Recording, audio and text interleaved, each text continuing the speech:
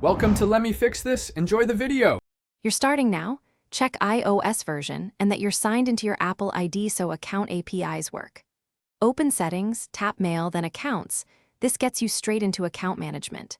If you prefer the Gmail app, open the App Store and search Gmail now. Once done, make sure you have a live Wi-Fi or cellular connection so authentication tokens can download. Without a network, you won't reach Google's login screens. You'll add or locate Gmail inside accounts. Tap Add Account and choose Google. That opens Google's Sign In. You can pick an existing account listed or sign in with your email and password. Use two-step verification if enabled. Once authenticated, grant Mail and optionally Contacts and Calendars permissions so Mail can fetch messages and sync labels.